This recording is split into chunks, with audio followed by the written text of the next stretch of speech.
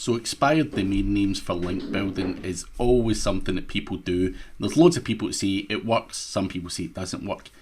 And there's a reason why it very often doesn't work, because people don't take the right steps to get all of the juice out of an expired domain name. And I'm going to show you exactly how to do that. So if you're interested in grabbing an expired domain name and trying to take advantage of that backlink profile, then this is a video for you. So expired domains, as I say, is something that many people use within the industry, and you can find them on GoDaddy auctions and a wide range of other places, including the tool that I use, which is Spamzilla. Now you can see here the DR metrics of a website, referring domain names and all this other kind of data here.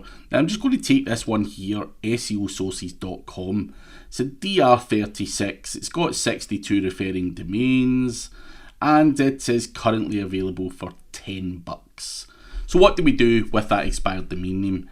The big mistake that many people do is simply buy that domain name and do a full domain redirect and expect it to work. Now that is not the best way to utilize an expired domain name, and let me explain why. So the domain is let me go back, a DR36 as I suggested, but the domain name clearly doesn't get any traffic at all and never really has. So it's never had traffic. Is a domain name with traffic going to pass that much value? Probably pass a bit of value, of course it will, but for me I want a link from a domain name that is on Google's index and has some traffic. Now this is where people say it didn't really make a difference. They'll grab that and they'll redirect it onto their website and assume that the 62 referring domain names is enough to pass some value. Now if we look at the referring domain names, some are okay, some are complete and utter trash, from the likes of Blogspot and so on. Now that's all good and well, but if, for example, you have links pointing to the internal pages in your website, in which in most cases you are going to have, then you need to make sure that that internal page is repurposed. So what I do with an expired domain name is build, so I'll grab the expired domain name, I will register it, I will build the website out on a WordPress template. Now it doesn't have to be the same template as the website before. I will go away and I'll create all the old URLs like this one here from the Wayback Machine. Now if you don't know what the Wayback Machine is, it's a web archive. Now we can go back here and we can put in the domain name, SEO-sources. Let me just grab it. SEO-sources.com, and we can see what that's going to put in.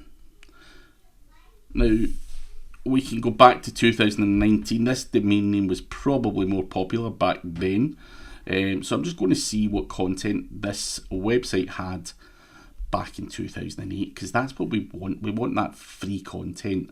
So this was a directory back in the day, and we can see that article directory and everything else. So we want to go there, we want to recreate that URL, we want to copy and paste from the Wayback Machine that exact content and put that onto our WordPress website. Then what happens is Google's going to start to crawl and index that content. The DR metrics and everything are potentially going to go up a little bit, but at that point stuff's back in Google's index. If the domain's starting to rank well, then or some of the old content starting to pull through, then you know that it's not a damaged domain name, and you can either start to repopulate that with other content or whatever you may do.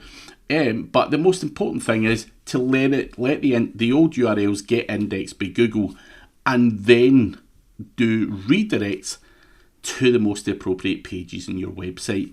But you want to build power to that domain name. Build it up from a DR36.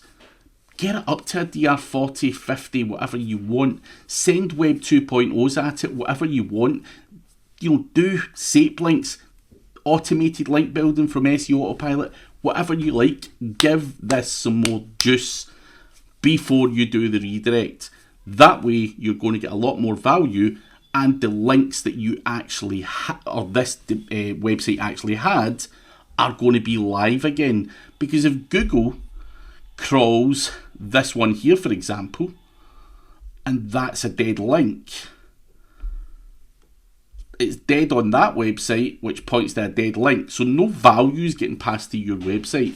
So you need to make sure that you reignite the old URLs, and the link power that comes from that goes to that can then be redirected to your website. So that is how you would do, or how you would utilize an expired domain name. Now you might ask yourself, why would I want to do a full 301 redirect? You don't always have to. That's where PBNs come in, which I'll go into in the next video.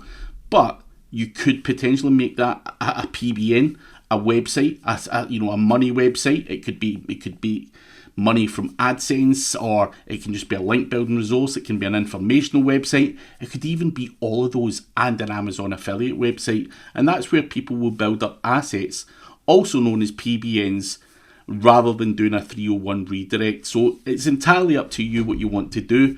But if you do want to use an expired domain name properly, build it out, see if Google still likes it, build a bit more power to it, and then do the redirect. So hopefully that helps you guys.